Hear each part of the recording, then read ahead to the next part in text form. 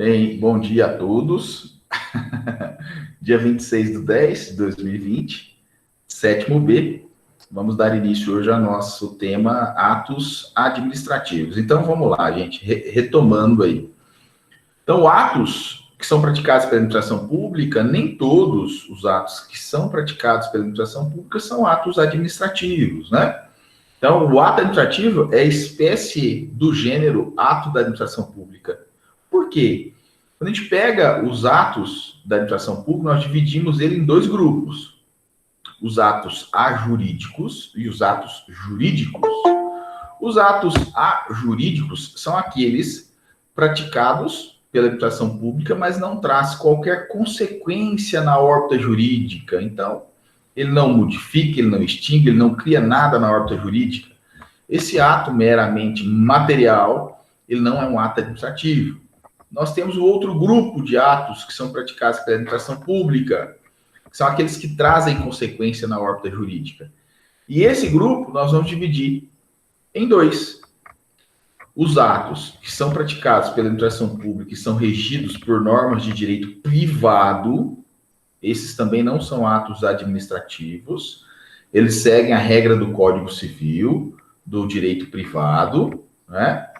E os atos que são praticados pela administração pública trazem consequência na órbita jurídica e são regidos por normas de direito público. Esses, sim, são atos administrativos. Então, para ser um ato administrativo, ele tem que ser praticado pelo Estado, praticado pela administração pública, tem que trazer consequência para a órbita jurídica e, em especial, ser regido por normas de direito público. Letícia, presta atenção na fala do tio aqui, ó.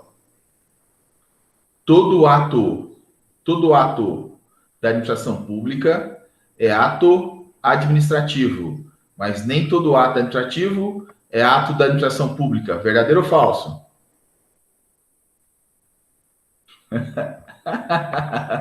Dá uma bugada, né? Ana Luísa já respondeu ali que sim, respondeu errado, Ana Luísa.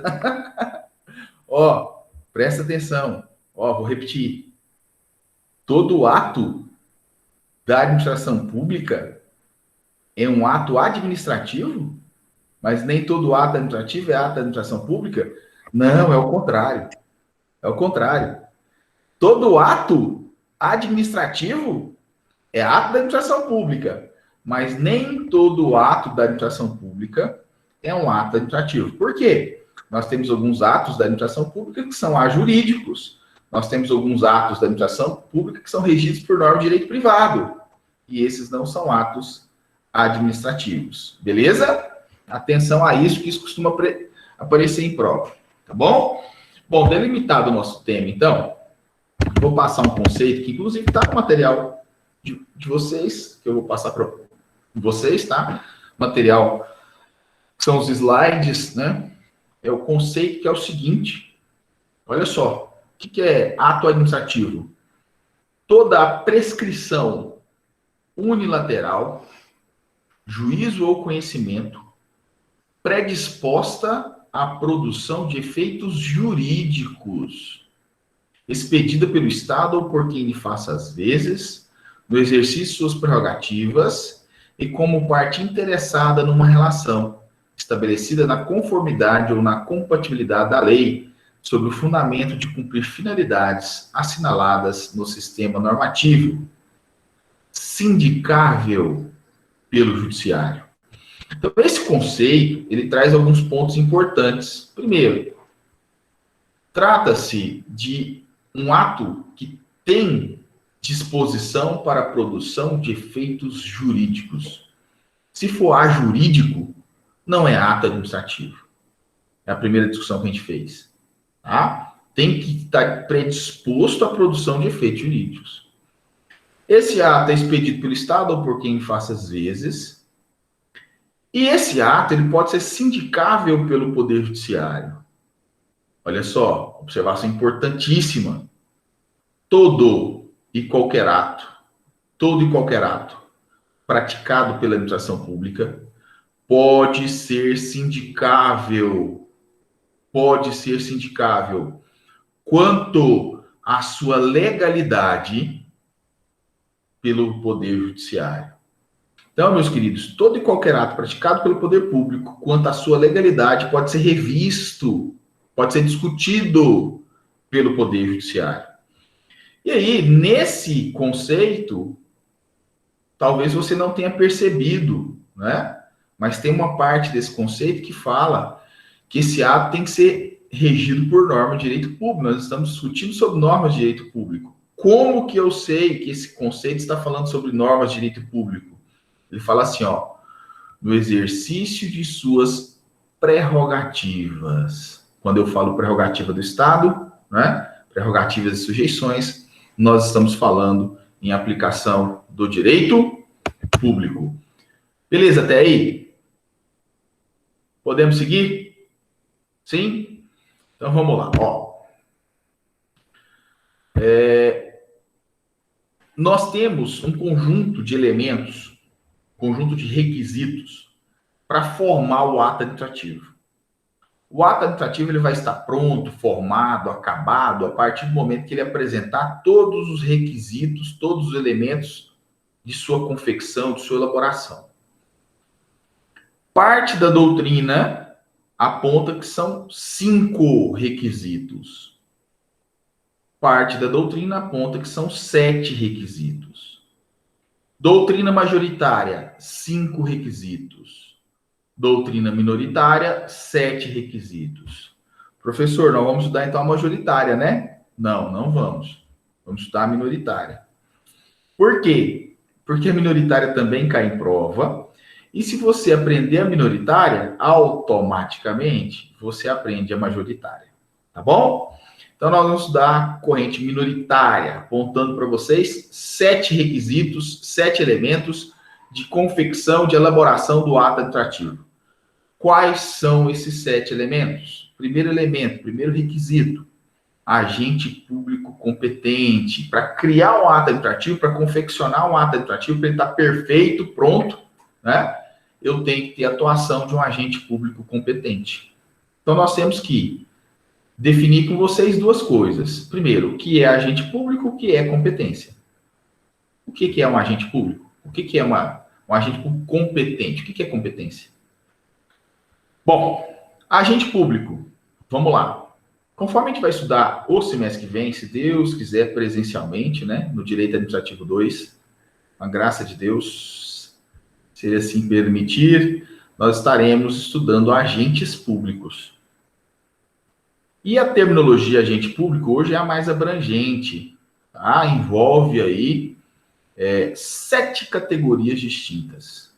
7 categorias. Então, o tema agente público, conforme a gente vai estudar semestre que vem, envolve 7 categorias. Quais são essas 7 categorias? Nós temos os agentes políticos, não precisa anotar isso não, tá? Isso é matéria do semestre que vem. Agora eu passo só o conceito. Agora vocês têm que fixar só o conceito mesmo, tá? Então, quais são essas 7 categorias? Nós temos os agentes políticos, nós temos os temporários, nós temos os comissionados, nós temos os servidores estatutários, nós temos os empregados públicos, nós temos os militares e, por fim, os particulares em colaboração com o Estado. Esse último grupo, particulares em colaboração com o Estado, a gente vai subdividir ele em mais 5 categorias. Tá? Ave Maria. Vanessa, Ave Maria. Então, essa é a matéria do semestre que vem. Tá?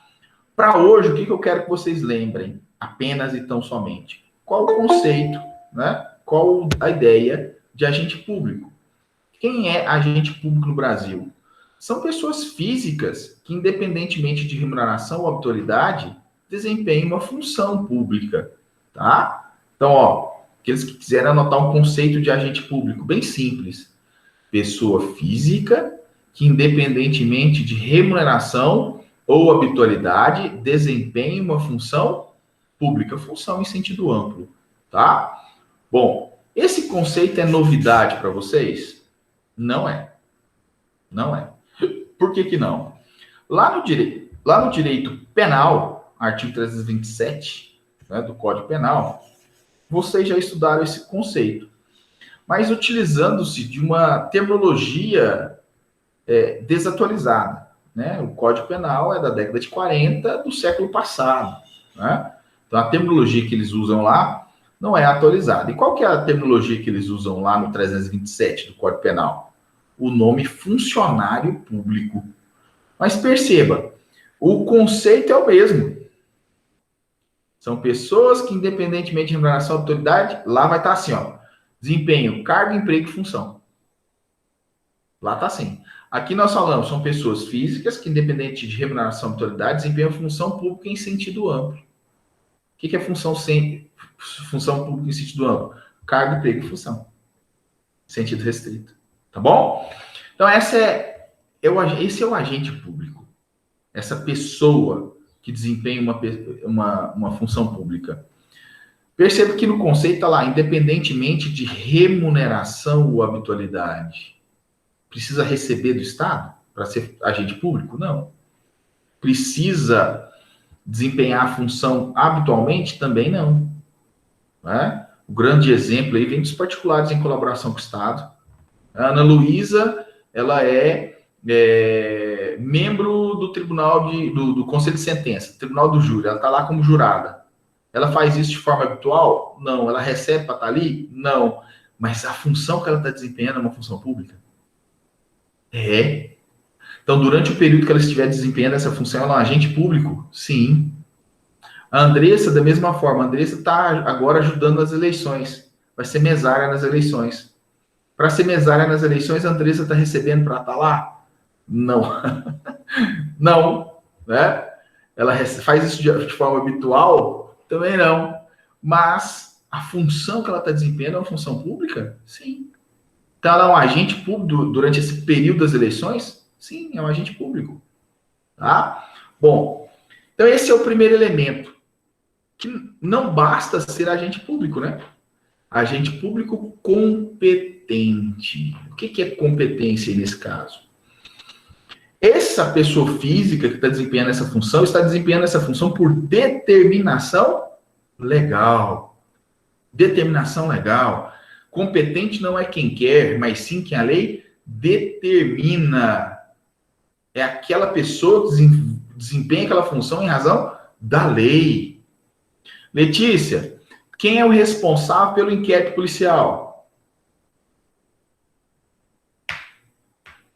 Liga o som.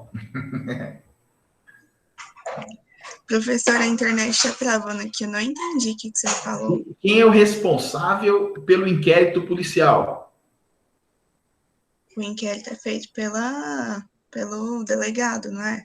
Isso mesmo. Então, o inquérito policial, que é um conjunto de atos administrativos, tem como seu responsável, seu condutor, uma autoridade policial. Quem é a autoridade policial? O delegado. O delegado, então, que tem competência. Está onde? Está na lei. Quem assina o relatório final? É o escrivão de polícia ou o delegado? Delegado. Quem faz representação por uma prisão, representação por uma escuta telefônica, uma interceptação telefônica? É o escrivão, o agente, o papiloscopista ou o delegado? O delegado. Então, competente não é quem quer. Competente é quem a lei atribui essa tarefa, esse feixe de atribuições. Tá bom? Então, primeiro elemento, primeiro requisito do ato administrativo, que ele seja praticado por um agente público competente. Segundo elemento, finalidade. Finalidade é novidade para vocês? Não. Nós já falamos de finalidade 2 vezes esse semestre. Primeiro, finalidade enquanto princípio geral da administração pública. Depois, finalidade. Primeiro, na verdade, finalidade da administração pública, que é o munus público, o bem comum. No nosso primeiro encontro, nossa primeira aula, nós falamos sobre isso. E depois nós falamos sobre finalidade enquanto princípio da administração pública. O Estado deve buscar atender o bem comum. Então, elemento do ato administrativo, requisito do ato administrativo, o ato praticado por esse agente público competente deve estar voltado para atender o bem comum, o interesse da coletividade. Se esse ato não estiver buscando o interesse coletivo, ele é desinformado. O que é um ato desinformado? é aquele ato que não está buscando atender o munus público, o interesse coletivo, o bem comum. E aí nós temos, então, o famoso desvio de finalidade. Né? Quantas vezes vocês já ouviram falar, mesmo de forma popular, não como alunos de direito, né? Mas sobre desvio, houve um desvio de finalidade. O que é o desvio de finalidade? É quando o ato está desinformado, ele não está buscando atender o interesse coletivo. Ok? Terceiro elemento, forma. Forma. Então, terceiro elemento, nós temos a forma. O que é a forma? É o revestimento do ato administrativo, é o modo pelo qual ele aparece, ele revela a sua existência. É a forma nada mais é do que a maneira como o ato se apresenta no mundo real. Como que o ato se apresenta no mundo real? Isso é forma. Bom, quando a gente fala para os alunos do direito sobre esse elemento, geralmente eles pensam, forma, vivemos num modelo gerencial, mas estamos na busca aí de superar um modelo burocrático, né? Não é isso que nós estamos buscando desde a década de 90? Superar o modelo burocrático? Então, esse modelo burocrático, forma do ato, forma escrita, papel, documento. O que vem na mente da gente é isso. E não está errado, não, tá? São muitos atos administrativos que são praticados na forma escrita, através de papel, documentos. Mas é só na forma escrita? Não. Tá? O ato administrativo ele pode ser escrito, pode ser oral, pode ser sonoro, pode ser através de figuras, desenhos, símbolos, pictórios, né? Pode ser eletromecânico, pode ser eletrônico, pode ser mímico. São várias as formas que o ato administrativo pode se apresentar no mundo real. Vamos a alguns exemplos? Bom, o Código de Trânsito, né, o direito de trânsito, ele é rico demais em exemplos de atos administrativos. Bom, a Vanessa dirigindo o carro dela é parada numa blitz. Certo? A Vanessa dirigindo o carro dela é parada numa blitz. Como que ela vai ser parada numa blitz? O policial militar ou o agente de trânsito vai pular na frente do carro dela? Óbvio que não, né? Não é doido? Ele vai usar o apito. Né? Ele vai usar o apito, vai soprar o apito. É um ato administrativo, gente? É um ato administrativo. Um ato administrativo sonoro. Um longo e dois breves. Está mandando você parar. Nem sei se é isso mesmo. Não lembro mais. Mas eu sei que são dois silvos lá, apito. Mandou você parar. Tem que parar. É um ato administrativo. O agente de trânsito esqueceu o apito em casa. Ele vai deixar de parar a Vanessa? Não. Ele vai fazer um gesto com o braço apontando para o acostamento, para que ela pare. Um gesto mímico, né? Um ato administrativo mímico. É um ato administrativo. Tá? Outro exemplo ainda dentro do direito de trânsito. As placas de trânsito, os desenhos, as figuras, os símbolos, são atos administrativos. Né? Quando a Letícia Oliveira passa com o carro dela, né, acima da velocidade na barreira eletrônica, ocorre um ato administrativo? Ocorre. Um ato fotoeletromecânico. Fotoeletromecânico. É um ato administrativo. Tá certo? Então, são exemplos aí, né, para fugir da ideia de que ato administrativo é só escrito. Não é.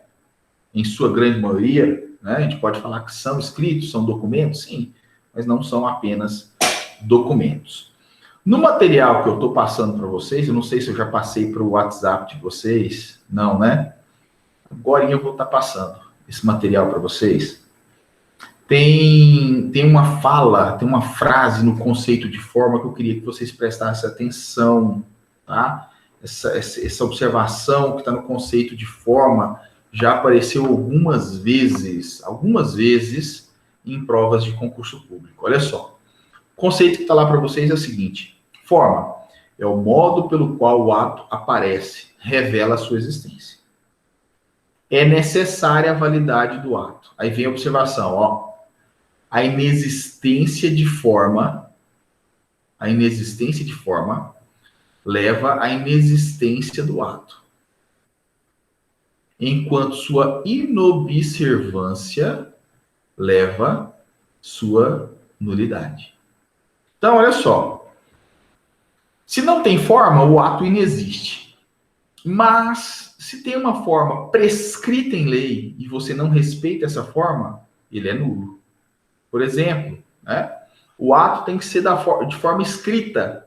O agente público pratica o ato de forma oral. O ato tem que ser de forma escrita, está lá na lei, que tal ato tem que ser através de uma portaria, de forma escrita, documento, papel escrito. E aí você vai, e ao invés de, enquanto agente público, ao invés de praticar o ato de forma escrita, pratica o ato de forma oral. O ato existiu, que você praticou, tem uma forma oral. Mas ele é válido? Não, ele é nulo, porque você desrespeitou a forma. Tá joia? Bom, seguindo aí. Meus queridos, agora começa a divergência da doutrina, né? Nós temos o quarto elemento, que é motivo. Se você pegar a doutrina majoritária, motivo e causa é a mesma coisa, tá bom? Nós estamos estudando a doutrina minoritária, né? Para a doutrina minoritária, motivo e causa são elementos diferentes, são requisitos diferentes. Então, vamos lá. Motivo. Motivo é novidade para vocês? Ou nós já falamos alguma vez aqui sobre motivo? Já falamos, né? Quando a gente fez lá a discussão sobre o princípio da motivação, eu expliquei para vocês a diferença entre motivação, motivo e móvel, né? Aqui nós estamos falando de motivo, não motivação. Motivação é o princípio geral da administração pública. Aqui nós estamos falando sobre motivo, que é o elemento, é o requisito de composição, de formação do ato administrativo. E o que é o motivo? Nada mais é do que o acontecimento, circunstância fática ou jurídica que leva à prática do ato administrativo. Então, essa circunstância, esse acontecimento fático, esse acontecimento jurídico que leva à prática do ato administrativo é o motivo, tá bom? Lembra que a gente fez a distinção entre motivo, motivação e móvel? Quando eu fiz essa distinção com vocês, eu usei o exemplo da ponte que caiu. A ponte caiu, motivo, acontecimento fático, a ponte caiu. O Estado tem que reconstruir a ponte. Por que ele tem que reconstruir a ponte? Né? Então, vamos apresentar as motivações, né? As justificativas, os considerandos. Direito de ir e vir, produção da lavoura, levar as crianças para a escola e assim vai. Então, todo esse conjunto de justificativas que são apresentadas são as motivações, são os considerandos, são as justificativas. Isso é princípio da motivação, que é um princípio geral do direito administrativo. Motivo, por sua vez, que é o elemento do ato administrativo, é o acontecimento fático ou jurídico que leva à prática do ato. Teoria dos motivos determinantes. Falamos sobre isso também. Gente, vocês não sabem a quantidade de ações hoje, né, que a gente trabalha no escritório, no mundo prático aqui do escritório, só discutindo a teoria dos motivos determinantes. Tá? É como se o Estado não soubesse. É como se a administração pública desconhecesse a teoria dos motivos determinantes. O que é a teoria dos motivos determinantes? Esse motivo que eu estou apresentando para a prática do ato, ele deve efetivamente existir no mundo real, sob pena de nulidade do ato. Olha só, é muito comum o ato ser apresentado com um motivo inexistente. E aí? E aí que você tem que discutir isso através do controle, das vias de controle, ou administrativamente, ou judicialmente. Exemplo, né? Vou dar 2 exemplos aqui do escritório, tá? Um de concurso público, direito dos concursos, né? O rapaz fez um concurso para ser sargento da Força Aérea. Aí esse rapaz fez o concurso para ser sargento da Força Aérea, ele foi desligado no momento da inspeção médica, inspeção de saúde. E o médico que fez a inspeção dele apresentou no seu laudo que ele teria uma suposta doença, né, de ordem psiquiátrica. Esse mesmo problema de saúde, ele também é avaliado na inspeção psicológica, tá? E na parte médica saiu lá que ele teria esse problema, na inspeção psicológica não saiu. Aí já começou a ter uma falha aí, né? Já começou a ter uma discussão. Peraí. O exame psicotécnico não deu nada, no exame psiquiátrico deu alguma coisa. Aí você vai olhar quem é o médico que fez o exame psiquiátrico. É um dermatologista da Força Aérea. Não é um psiquiatra. Aí você puxa mais um pouquinho, né? E vai ver que o que ele apontou como problema de saúde que poderia desligá-lo, né, do concurso público, ele é dividido em vários níveis de gravidade. Nível gravíssimo, mediano e leve, né? E, conforme edital, para esse camarada ser desligado do concurso, nível grave, tem que ser grave. Essa doença tem que ser de nível gravíssimo. E a dele, conforme os laudos que a gente fez aqui no mundo privado, né, fora do concurso público, por 2 psicólogos, 2 psiquiatras, o nível dele é levíssimo. Tá? E aí você vai para recurso administrativo, negou, aí você vai para a via judicial. Peraí. Teoria dos motivos determinantes. Não preciso discutir mais nada. Teoria dos motivos determinantes. O que motivou a exclusão desse cara do concurso? Uma suposta doença. Motivo. Circunstância fática ou jurídica que leva à prática do ato.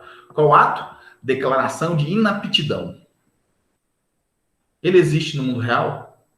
Para mim, enquanto advogado dele, não existe. Não existe. Para mim, enquanto advogado dele, não existe. Eu tenho 2 laudos de 2 psiquiatras de verdade, né? Porque o da Força Aérea não era psiquiatras de verdade, falando que ele não tem um problema. Eu tenho 2 laudos de 2 psicólogas falando que ele não tem um problema. O que já tinha sido confirmado pela própria Força Aérea, dentro da inspeção psicológica, né? Então vamos discutir agora. Mas esse exemplo que eu estou dando para vocês, gente, ele se repete todo dia. Muito mesmo. Tá? A gente poderia trabalhar só com isso, para vocês terem uma ideia. Teoria dos motivos determinantes. O motivo tem que existir no mundo real. Se eu apresento um motivo e ele não existe no mundo real, eu tenho um problema sério aí. Mesma situação também contra a Força Aérea de um soldado que não foi engajado justamente porque supostamente teria um problema de saúde. Aí no laudo de desligamento dele está lá o problema de saúde. Aí você vai e faz o laudo aqui no mundo privado, não tem esse problema de saúde. Novamente, nova ação, obrigação de fazer, com tutela de urgência e vai né? Mas isso é muito comum, infelizmente. Então, motivo e causa para a corrente dominante, para a corrente majoritária é a mesma coisa. Conteúdo, quinto elemento. Conteúdo e objeto para a corrente majoritária é a mesma coisa, tá bom? Então, conteúdo, o que é o conteúdo? É o que o ato prescreve, é o que o ato determina, é o que o ato dispõe, tá? Nas palavras do professor Celso Antônio Bandeira de Mello, é o que o ato decide, enuncia, certifica, opina ou modifica na órbita jurídica, tá bom? Então, esse é o conteúdo, é o que ele está prescrevendo, é o que ele está determinando. O que ele está determinando? Ok? Tem um ato que está exonerando, tem lá um ato que está exonerando, um decreto que está exonerando um servidor público. O ato é um decreto. O que ele está determinando? A exoneração. Então, o conteúdo é a exoneração desse servidor público. Tem lá uma decisão administrativa, né, Tem uma decisão administrativa que está condenando o servidor à pena de demissão no processo administrativo disciplinar. Né? Então, essa decisão administrativa, qual que é o conteúdo dela? A pena de demissão do servidor público. Então, o que o ato prescreve, determina, dispõe, é o conteúdo. E como eu disse para vocês, conteúdo e objeto para a doutrina majoritária é a mesma coisa. Perdão. E para a corrente minoritária, que é o que nós estamos estudando. Para a corrente minoritária, que é a que nós estamos estudando. Objeto, meus queridos, é a coisa sobre a qual recaem os efeitos do ato administrativo. Então, o sexto requisito do ato administrativo é o objeto. E o que é o objeto? É essa coisa sobre a qual recaem os efeitos do ato administrativo. Então, o conteúdo do ato recai sobre alguma coisa. Isso é objeto. Essa coisa é o objeto. Vamos lá? Presta atenção aqui no exemplo, para ficar mais fácil. O dono de um circo chega ao município. Aí o dono desse circo se dirige até a Secretaria de Cultura e solicita, né, o uso de uma área pública para instalar o circo. O secretário, entendendo que é uma questão de cultura, que vai ser importante para o município, é uma questão de lazer, né, de espetáculo circense, é bacana, ele vai lá, autoriza, ele dá uma autorização de uso especial desse bem público ao dono do circo. Então, nós temos uma autorização de uso. Esse é o ato administrativo. Autorização de uso especial. Conteúdo, a autorização. Objeto, é o próprio imóvel, é o próprio bem que será instalado o circo durante um período de tempo. Então, para a corrente minoritária, objeto e conteúdo são coisas diferentes e objeto seria justamente essa coisa, esse bem sobre o qual recaem os efeitos do ato administrativo. E último elemento, sétimo elemento, segundo a corrente minoritária, causa, que eu falei para vocês que para a corrente majoritária é a mesma coisa que motivo. O que é causa para a corrente minoritária? É a relação de adequação lógica entre o conteúdo, o objeto e todos os elementos, os demais elementos do ato administrativo. Se existe uma relação de adequação lógica, existe causa, tá? Então, uma relação de adequação entre os pressupostos do ato e seu objeto, seu conteúdo. Prestem atenção aqui.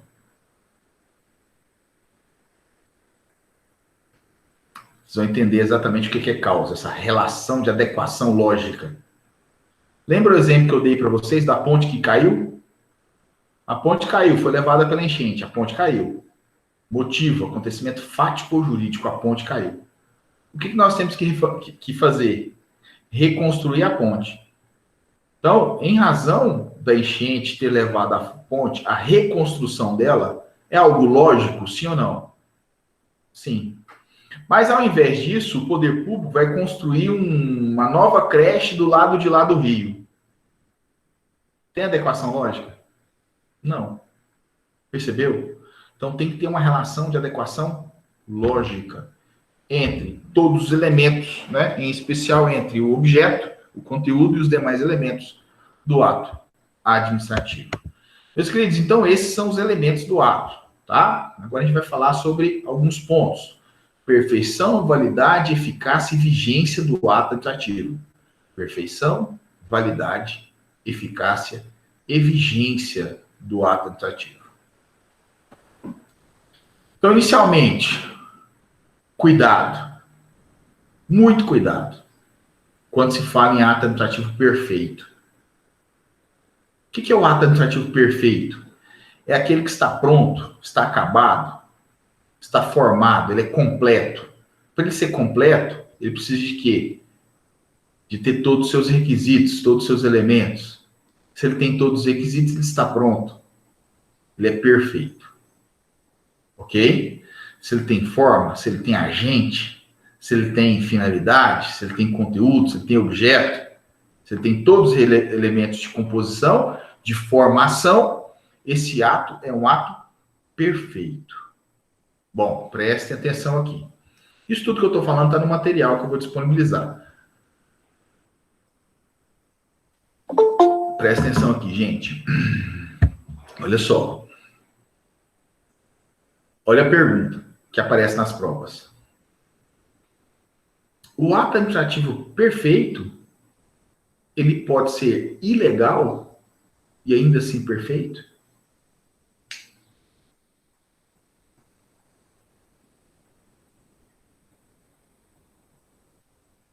O ato administrativo perfeito, ele pode ser ilegal e ainda assim perfeito? Gente, olha os elementos que a gente falou aí agora. Dá uma olhada nos elementos. Ana Luísa, você anotou os elementos, anotou? Lê para nós os elementos aí. Olha os elementos de composição para que o ato seja perfeito. Olha os elementos. Agente público competente, finalidade, forma, motivo, conteúdo, objeto e causa. Em algum desses elementos aí, Ana Luísa, aparece legalidade como elemento? Não. Não, né? Então, olha o absurdo que eu vou falar para vocês, mas está certo, tá? Soa como absurdo. O ato administrativo perfeito, mesmo sendo ilegal, ele continua sendo perfeito. Que em nenhum momento se exige do ato administrativo para que ele seja perfeito. Não se exige para que ele seja perfeito legalidade. Perceberam? Sabe por que a gente costuma confundir isso? A gente costuma confundir isso em razão do direito civil. Lá no direito civil a gente estuda não o ato administrativo perfeito, a gente estuda o ato juridicamente perfeito. E lá no direito civil, para que o ato seja juridicamente perfeito, ele tem que ser legal. Certo? Aqui, meus queridos, não confunda ato administrativo perfeito com ato juridicamente perfeito. O ato juridicamente perfeito, que nós estudamos no direito civil, esse sim exige legalidade. O ato administrativo perfeito, não. Ele pode ser, muitas vezes, perfeito e, ainda assim, ser ilegal. Questão de prova de concurso mesmo, tá? Sempre aparece aí nas provas de concurso. Bom, então, perfeito. Aquele que está pronto, materialmente não lhe falta nada, tem todos os elementos. E válido, né? Segundo ponto. O ato administrativo válido. Aí sim, aí depende da legalidade. Para ser válido, ele tem que ter sido confeccionado dentro do ordenamento jurídico. Ele não pode possuir vícios e ilegalidades, né? Então, o ato administrativo válido é aquele editado em conformidade com a lei e com a Constituição. Se ele respeita a lei, se ele respeita a Constituição, se ele foi confeccionado dentro do ordenamento jurídico, esse ato é um ato válido. E aí vem os dois últimos tópicos, né? Eficácia e vigência. Geralmente nós erramos isso no ato administrativo. Por quê? Porque muitos acreditam que eficácia e vigência é a mesma coisa. Primeiro que não é. E depois o segundo erro é imaginar que eficácia e vigência sempre ocorrem no mesmo momento, o que também não é. Tá? Então o ato pode ser eficaz, né? Pode ter vigência e não ter eficácia. O ato pode ter vigência e não ter eficácia. Por quê? Vamos lá. O que é vigência? Quando que o ato administrativo passa a ter vigência? Quando ele entra no mundo jurídico. Quando ele integra o ordenamento jurídico, ele passa a ter vigência. E quando que ele tem essa integralização no mundo jurídico? Quando ele é publicado. Então, quando o ato administrativo é publicado, ele passa a ter vigência. Mas nem sempre eficácia. Por quê? Eficácia ocorre quando o ato está pronto para a produção dos efeitos para os quais ele foi pré-ordenado, ele foi criado. Então, o ato administrativo está produzindo efeitos. Se ele está produzindo efeitos, ele tem eficácia. eficácia. Por que a gente confunde eficácia com vigência? Porque, em regra, realmente, a eficácia e a vigência se dão, né, ocorrem com a publicação. Só que, não raro, o ato ele pode ter um termo futuro ou uma condição futura. Se ele está na dependência de um termo futuro ou condição futura, esse ato administrativo, ele foi publicado, entrou no ordenamento jurídico, ele tem vigência, mas ele não tem eficácia. Ele está na dependência de um termo ou condição. Por exemplo, ó, vamos materializar através dos exemplos. É publicada uma portaria. Essa portaria fala que na semana que vem o horário de funcionamento externo do Fórum de Anápolis será das 13 horas às 19 horas. Então, durante a semana que vem, o horário de funcionamento do fórum vai ser das 13 às 19. Esse ato foi publicado hoje, no dia 26. Como ele foi publicado hoje, ele tem vigência. Mas é a partir de hoje que o horário de funcionamento do fórum mudou? Não, só a partir da semana que vem. Então tem um termo futuro. Então ele está vigente, mas está produzindo efeitos? Não, ele está vigente, mas não tem eficácia. Perceberam o exemplo? Ele tem vigência? Tem, porque ele foi publicado hoje, entrou no ordenamento jurídico.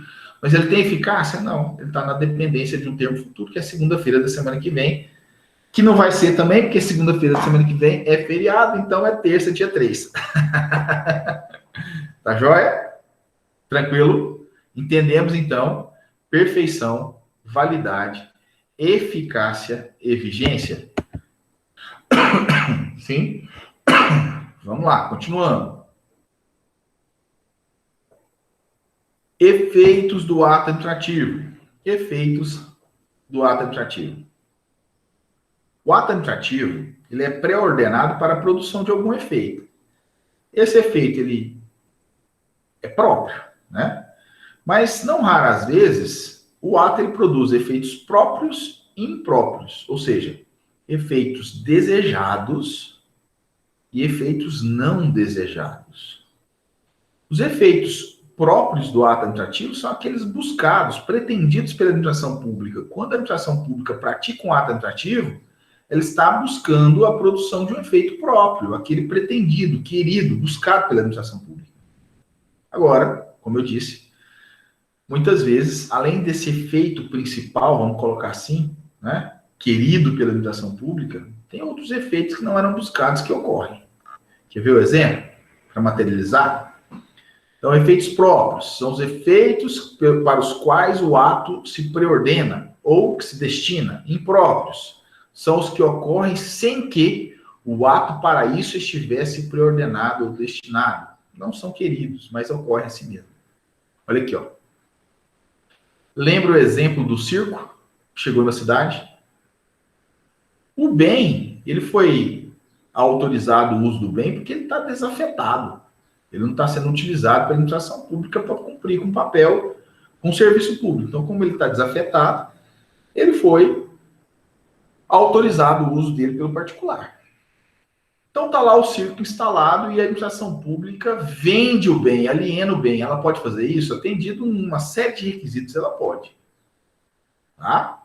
Conforme a gente vai estudar no semestre que vem, em regra, o bem público não pode ser alienado, não pode ser vendido. Mas quando é atendido uma série de requisitos, ele pode ser alienado. Então vem o poder público e vende, aliena o bem que está instalado no circo. Olha só, o que vai acontecer aí? Qual que é o objetivo da administração pública? Transferência da propriedade. Ela vai transferir aquele imóvel que está instalado o circo para uma outra pessoa. Esse é o objetivo. Esse é o efeito próprio, querido, buscado pelo Estado. Mas de quebra, o que vai acontecer? A autorização vai permanecer? Não, vai acabar. Era isso que a administração pública queria, acabar com a autorização? Não. Mas foi alcançado assim mesmo? Foi. Esse efeito é um efeito impróprio. Efeito impróprio do ato administrativo. Tranquilo até aí, gente? Podemos seguir? Vamos falar então sobre os atributos do ato administrativo. Atributos do ato administrativo. O professor Jorge Gasparini nos apresenta aí 4 atributos. Dependendo da doutrina que você estiver estudando, o número de atributos aí vai aumentar ou diminuir um pouquinho, tá bom? Em regra, aumentar. Vocês viram que ontem eu postei no WhatsApp um texto, né, no grupo de vocês? Depois vocês dão uma olhada lá no grupo de vocês, eu postei um texto, uma parte do livro do professor Jorge Gasparini, tá bom? Sobre exteriorização do ato administrativo, espécies de ato administrativo. Aquele texto eu postei lá justamente para vocês poderem fazer o trabalho da segunda VA, tá bom? Para facilitar a vida de vocês. Eu já tinha passado na semana passada o trabalho da segunda VA, falei que é sobre esse tema, exteriorização e formas de ato. E aí, para facilitar um pouco a vida de vocês, eu postei esse material lá do professor Diógenes Gasparini. Eu não, né? Foi uma colega que postou. Eu não. Estou mentindo aqui. Deixa eu ver aqui. Foi uma colega. Foi a Vanessa. Foi a Vanessa. Obrigado, Vanessa. Porque nas outras turmas eu postei o seu material, viu, Vanessa? Foi a Vanessa. Obrigado mais uma vez, Vanessa. Então, a Vanessa postou lá, por quê? Porque eu já tinha conversado com vocês que essa seria o tema do trabalho da segunda VA, que se aproxima aí, né? Que dia que é a segunda VA mesmo? É dia 9, né? Dia 9? Dia 9, não é? Dia 9 de novembro. Tá chegando, então. Daqui 2 semanas. Nosso próximo encontro, então, já é a segunda VA. Tá? Então, nosso próximo encontro já é a segunda VA. Tá bom? Dia 9. Bom, então vou mandar com o material aqui, porque hoje a aula tem que se estender mais um pouquinho. Quais são os atributos do ato administrativo, né? Primeiro, presunção de legalidade. Primeiro atributo, presunção de legalidade. Alguns autores subdividem esse primeiro atributo em presunção de legalidade e presunção de veracidade. A grande maioria da doutrina coloca num pacote só. Tá? Presunção de legalidade. O que é isso?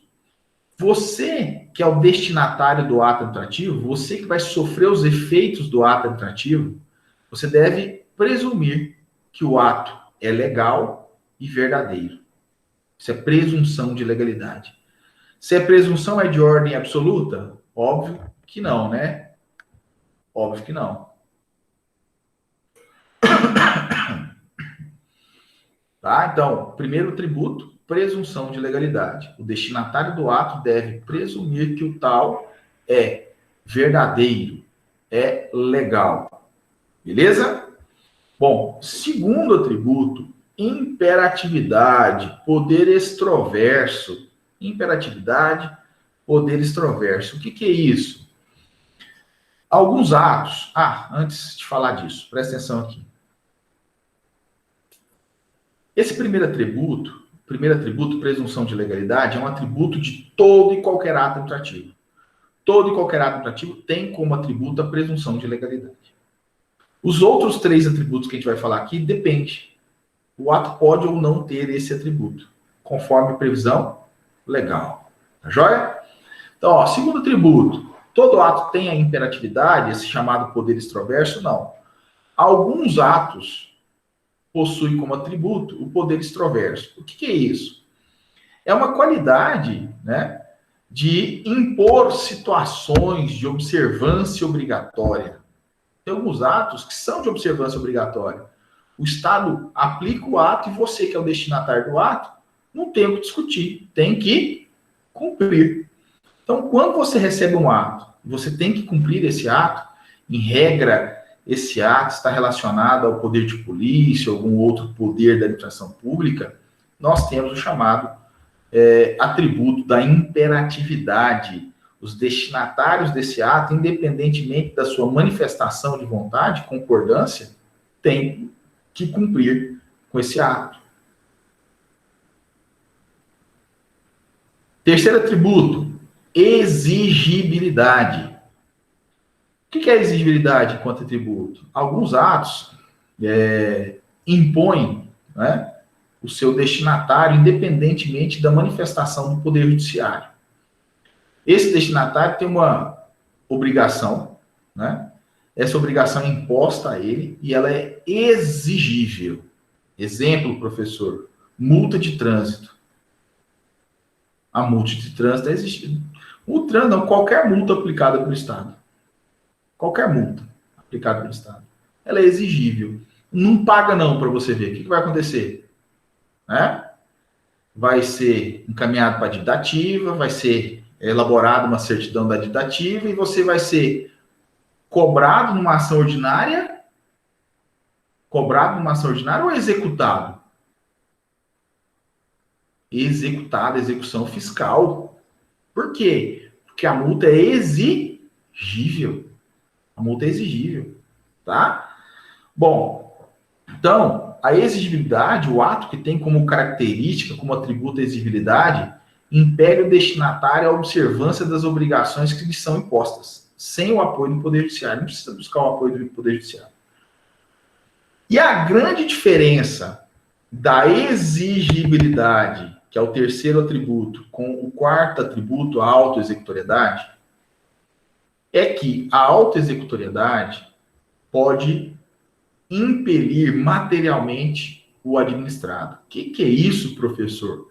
Impelir materialmente o administrado. Executa direta e imediatamente, impondo materialmente os efeitos do ato. Quer ver um exemplo? Exemplo, a Cássia está voltando dos Estados Unidos depois da pandemia, tá? E a Cássia traz muitos produtos além da cota. Ok? Além da cota. Então, a cota de importação não foi respeitada. Logo, o que a Cássia tem que fazer? Passar na aduana, fazer o recolhimento dos tributos. Só que a Cássia não quer pagar o tributo. O que ela faz? Tenta passar direto, sem fazer o que nós chamamos de nacionalização dos produtos. E o fiscal da Receita Federal pega a Cássia. E aí? Nós teremos um ato autoexecutável. Ou a Cássia paga o tributo e a multa, ou ela perde a mercadoria. A mercadoria será apreendida. As apreensões são autoexecutáveis. Ou será que o fiscal da Receita Federal tem que correr lá no juízo federal, pedir para o juiz federal autorizar e fazer a apreensão? Não precisa. Por quê? Porque a apreensão, nesse caso, é um ato administrativo autoexecutável, impelindo, assim, a Cássia materialmente a cumprir com o ato. Ou você paga, Cássia, o tributo e a multa, né? Ou você perde a mercadoria. Inclusive, você vai ter um prazo aí de 60 dias para regularizar a situação. Se você não regulariza a situação no prazo de 60 dias, ocorre a chamada pena de perdimento, confisco. Por isso que a Receita Federal, de tempos em tempos, aí faz leilão de mercadorias apreendidas. Precisou de ir lá no judiciário pedir esse apoio? Não, porque esse ato é um ato autoexecutável. Outro exemplo, para não ficar só no âmbito da Receita Federal. A Vanessa Gomes tem um comércio. Ela é visitada por um fiscal da Vigilância Sanitária. Então, o fiscal da Vigilância Sanitária vai até no comércio da Vanessa e fala assim: Vanessa, vou fazer uma vistoria. Ela pode ou ela tem que deixar o fiscal entrar? Tem que deixar. Imperatividade. Certo? Imperatividade. O fiscal entra, faz a vistoria e verifica que o comércio da Vanessa Gomes está descumprindo uma série de normas da vigilância sanitária. O fiscal faz um auto de infração, aplica ali ou não uma multa e fala para a Vanessa: ó, daqui 30 dias, Vanessa, eu volto aqui. E tem que estar tais itens resolvidos. Ok? E assim ocorre. Com 30 dias o fiscal volta. E aí vem a pergunta, né? O fiscal retornou. A Vanessa resolveu os problemas? Não. Os problemas se agravaram. Realmente traz uma consequência aí de ordem de saúde pública. O fiscal promove, então, a interdição do comércio da Vanessa. Fecha a porta, lacra e faz a interdição. O fiscal precisa ir no judiciário para pedir o juiz, autoriza aí a interdição do comércio da Vanessa, porque está descumprindo com normas da vigilância sanitária? Óbvio que não, porque interdição é um ato administrativo autoexecutável. Está compelindo materialmente a Vanessa a cumprir com o ato. Perceberam a distinção entre autoexecutoriedade e exigibilidade? Lembra lá da multa? O fiscal primeiro aplicou a multa. O fiscal pode ir lá e pegar o dinheiro no caixa da Vanessa? Não pode. Por quê? Porque a multa não é autoexecutável, mas ela é exigível. Perceberam a distinção, a diferença? Então, vamos lá. Seguindo. Seguindo.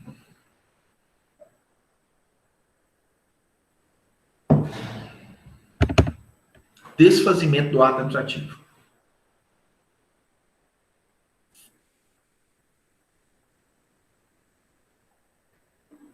Nossa matéria vai até atos administrativos, tá bom? Matéria da prova, tá?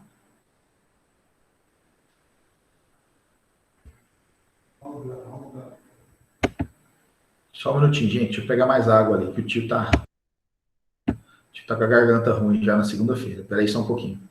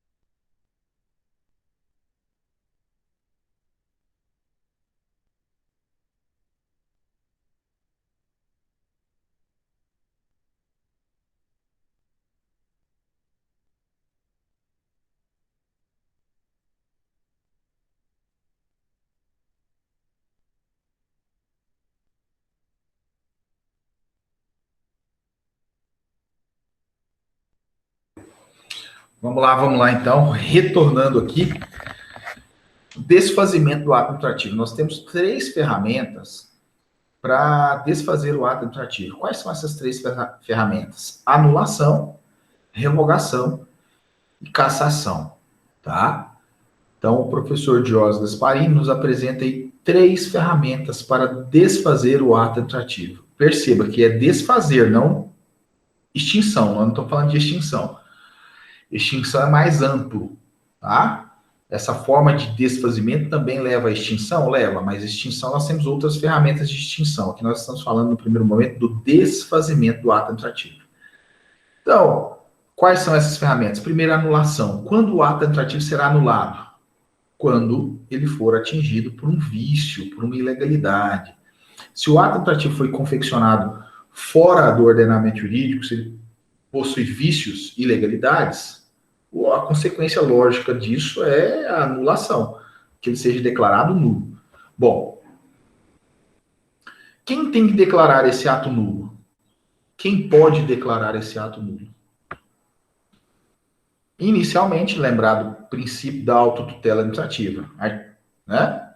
O que a autotutela administrativa nos ensina? Que é poder e dever do Estado, de forma permanente e contínua, estar verificando seus atos. Se o ato foi legal, a própria administração pública pode declará-lo ilegal. Mas, sendo ilegal e a administração pública insistir no ato, quem tem que declarar ele ilegal? O judiciário. Então você pode levar para o Poder Judiciário o princípio da sindicabilidade. Tá? Então, no primeiro momento, nós aplicamos a autotutela administrativa. No segundo momento, nós aplicamos o princípio da sindicabilidade. O ato administrativo tem vício. Se a administração pública, de forma autônoma,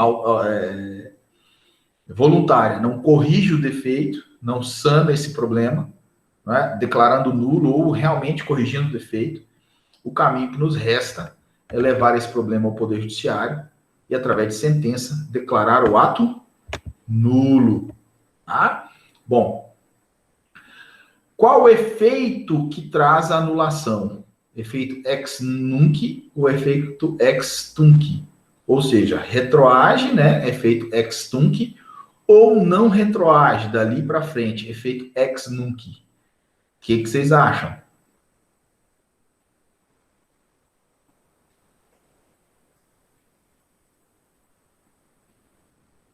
Ana Luísa, arrisca aí. Eu acho que retroage pelo fato que ele é nulo. A Cássia te salvou, né, Ana Luísa? Isso mesmo, Cássia. Isso mesmo, retroage, efeito ex tunc. Efeito ex tunc, retroage. Por quê? Porque ele é nulo. Isso nós vimos na súmula 437 do STF, que nós lemos lá no início do semestre, né? Dentro do princípio da autotutela administrativa, tá certo? Ok? Então, primeiro ponto, desfazimento do ato, anulação. Aí vem uma discussão doutrinária, que já foi parar no judiciário e depois se tornou lei. Está dentro da lei, essa previsão está dentro da lei do processo administrativo federal. Todo vício leva à nulidade? Percebeu o problema aí? Todo vício leva à nulidade? Ou será? É isso aí, Vanessa. Será? Pode ser alguns que são. O vício pode ser corrigido, pode ser anulável. Pode ser anulável, né? Então aí que está o ponto. Se você pegar a doutrina clássica, Vanessa, para a doutrina clássica, por menor que seja o vício, viu? Por menor que seja o vício, ele vai ter que levar a nulidade do ato. Ele vai levar a nulidade do ato. Só que isso não prevalece mais. Hoje a doutrina moderna copiou aí, de certa forma, o que nós aprendemos no direito civil. Nulidade absoluta, nulidade relativa, lembra? Nós aprendemos lá no direito civil. A gente, na verdade, faz uma adaptação disso aqui no direito administrativo. Porque lá no direito civil a gente aprende assim, ó. Nulidade absoluta, vício de ordem pública, por isso insanável. Nulidade relativa, vício de ordem privada, por isso sanável. Aqui não, aqui tudo é público. Aqui tudo é público, não tem jeito de fazer esse raciocínio. Mas, por outro lado, o que nós aprendemos no direito civil que a gente traz para cá? Nulidade absoluta, vício gravíssimo. Nulidade relativa, vício leve. Vício leve, sanável. Vício gravíssimo, insanável. Então, a gente pega essa ideia e traz para cá. Se o vício for leve, sanável. A gente vai falar sobre isso daqui a pouco. Tá bom? São dois institutos que nascem através dessa discussão aí. Então... E se o vício for leve, professor, o efeito seria ex tunc ou não? Sempre não, ex tunc. Sim. Sim, aí corrige dali para frente. Aí corrige. Aí não tem problema. Aí não retroage. Não retroage. Aí vai corrigir. Tá? A gente vai falar sobre isso daqui a pouquinho. Segundo instituto que leva o desfazimento do ato, revogação. Novidade para nós? Também não. Nós já discutimos sobre isso. Tá? Vamos lá. Ó. O ato administrativo, ele pode ser revogado quando? Quando envolver critério de conveniência e oportunidade. Se o ato administrativo não for mais conveniente, não for mais oportuno, segundo o professor Jorge Gasparini, seria conveniência, oportunidade e eficiência, tá? Mas a grande maioria da doutrina fala em conveniência e oportunidade apenas como critério de análise. Então, se o ato já não é mais oportuno, se o ato já não é mais conveniente, o correto é revogar o ato. Então, a revogação ocorre quando? É o desfazimento do ato quando ele já não é mais conveniente e oportuno. É uma questão que envolve o mérito. Razões do mérito do ato administrativo. Conveniência e oportunidade. Bom, vamos lá. Qual é o efeito da revogação? Ex tunc, retroage, ou ex nunc, não retroage?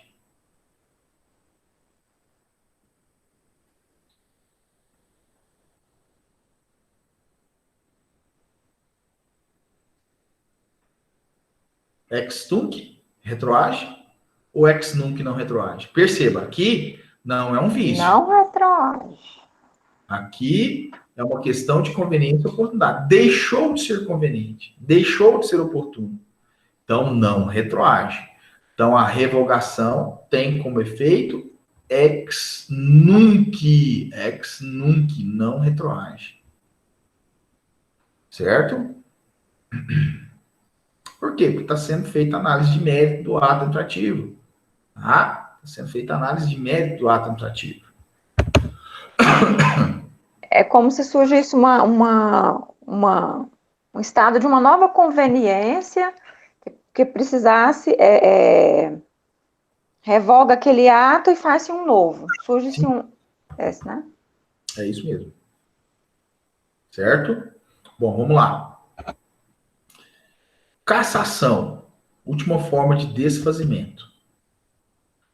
A cassação, como desfazimento, não é por questão de conveniência ou oportunidade, não é por questão de vício e ilegalidades.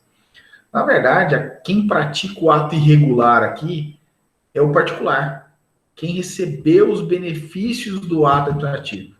Então, por exemplo, tá? A Letícia, ela vai à porta do município, Secretaria de Obras, e lá ela pede um alvará, uma autorização para construção. E para ter esse alvará, essa autorização para construção, a Letícia apresenta lá uma série de documentos. Dentre eles, projeto estrutural, projeto arquitetônico, projeto elétrico, projeto hidráulico, um monte de documentos. E aí, depois que ela apresenta tudo muito bem organizado, através do seu engenheiro, do seu arquiteto, né? A Letícia recebe o alvará para construção, autorização de construção. Então, ela vai construir agora o seu arranha-céu de 20 andares. Quando ela começa a construir, a Letícia simplesmente, sem comunicar ao poder público, vai lá e altera todos os projetos. E começa a executar. Olha só. Ela foi lá, alterou os projetos, sem informar o poder público. Quando o fiscal da prefeitura chega para analisar, ele percebe que a obra está sendo conduzida fora do projeto. E o que vai acontecer? Cassação da autorização. Então, a cassação é o ato administrativo que também está desfazendo o outro, mas o fundamento aí reside no descumprimento posterior por parte do interessado, do beneficiário, né? Ele, beneficiário, ele não cumpre exigências legais relativas à situação objeto do ato. E aí nós temos uma irregularidade praticada pelo beneficiário do ato que leva à cassação. Ok. Bom, então vamos voltar um pouquinho agora na nulidade. Tá joia? Vamos voltar um pouquinho na nulidade. Anulação do ato. Como eu disse para vocês, sempre que houver um vício, uma ilegalidade, vai levar à nulidade? Não, depende, né? Se o vício for grave, vai levar à nulidade, é insanável. Se o vício for leve, nós temos a chamada convalidação. Convalidação, aproveitamento, sanação do ato administrativo. O artigo 55 da Lei 9784, o artigo 55 da Lei 9784/1999, admite a convalidação do ato. O que é a convalidação do ato? Quando o vício é leve, corrige o vício e permanece o ato no ordenamento jurídico. Se esse vício não trouxer prejuízo para a administração pública, né, não trouxer prejuízo ao particular, o correto é o quê? Aproveitar o ato através da convalidação, aproveitamento, sanação. Bom, mas vamos lá.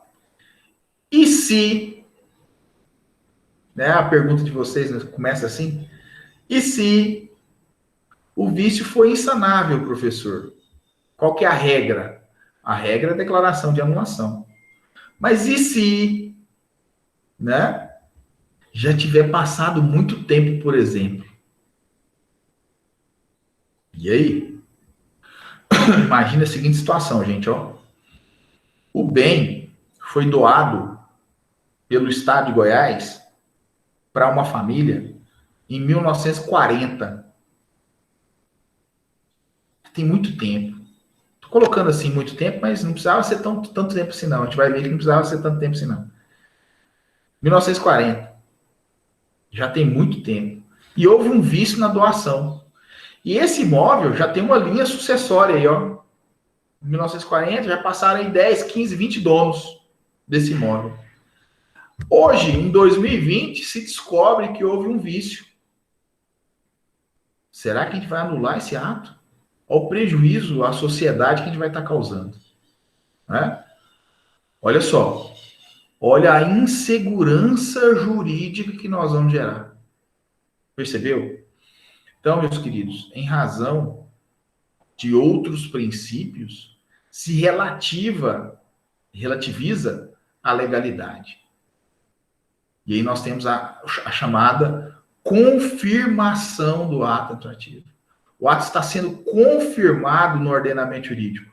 Nós desfizemos o vício? Não. O ato continua viciado. Mas em nome da segurança jurídica, em nome de outros princípios, ele está sendo mantido no ordenamento jurídico. Difere, então, é bem diferente então, da convalidação, da confirmação, da sanação. A convalidação, a sanação, nós corrigimos o ato. Na confirmação, não tem jeito, o vício é grave.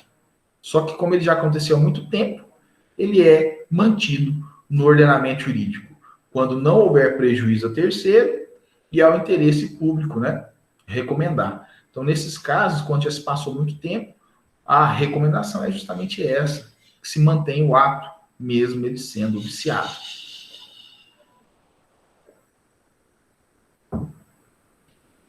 O texto da lei 9784, lá no artigo 54, salvo o melhor juízo, fala num prazo decadencial de 5 anos, tá? Prazo decadencial de 5 anos. Certo? Meus queridos, então nossa aula de hoje é até aqui. A matéria da prova é até aqui. Tá? Agora vocês podem fazer perguntas. Eu imediatamente já estou colocando, já estou abrindo aqui o WhatsApp. Enquanto ainda durante a aula vai estar passando para vocês os slides. Eu vou postar no Ava também. Se já não tiver lá no Ava, acho que não. Mas de qualquer forma, eu vou estar postando para vocês lá no Ava também. Mas já estou passando aqui no WhatsApp.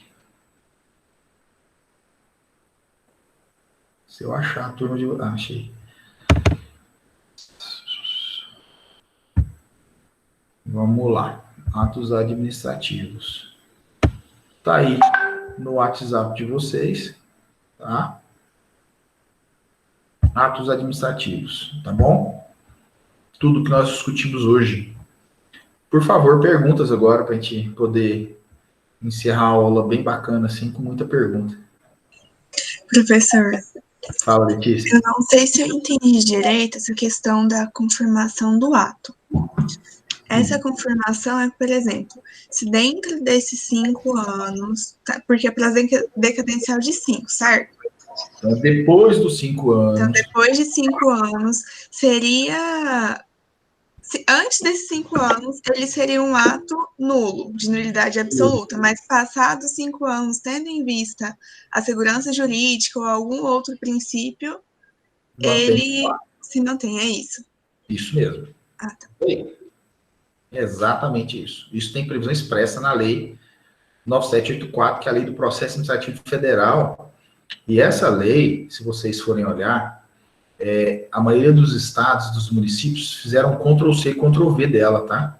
Então, o estado de Goiás é o Ctrl+C e Ctrl+V da lei 9789, é a lei 13.800, não, vou lembrar de cabeça qual que é a lei do processo administrativo estadual, não, mas é a cópia do processo administrativo federal. Viu?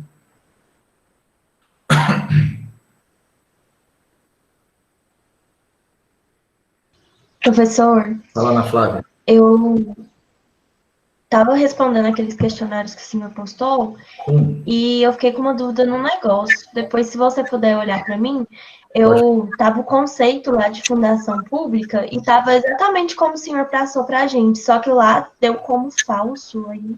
E é falso. Eu não sei se eu esqueci algum detalhe. Que eu vou contar, então, né, a resposta da questão, você está perguntando, eu vou contar, mas eu lembro direitinho que eu coloquei algo errado lá naquele item, viu? Ela é falsa mesmo. Ah, sim. Eu devo ter passado despercebido. Passou, tem um peguinha lá. Volta lá e dá uma lida de novo, você vai ver que tá faltando um detalhezinho lá. Que eu repeti. Tá bom, obrigada. Esse detalhe eu repeti para vocês várias vezes, Ana Flávia. Inclusive, no material para vocês, tem lá alguns julgados do Supremo que fala sobre esse detalhe. Tá, eu vou olhar novamente. Não fez agora, já vai fazer certo, né?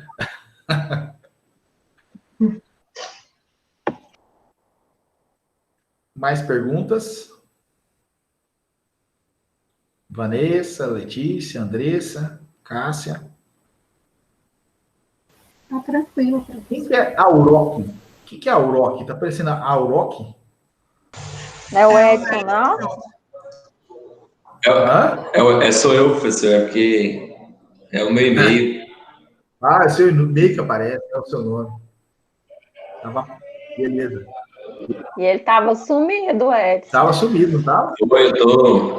Minha madrasta está candidatando a prefeito, eu tô trabalhando demais essa política, viu? Nossa Senhora. Essa política. Aonde que é que você mora? Campo Limpo, de Goiás. Campo Limpo? Então, boa sorte para vocês aí. Mais perguntas?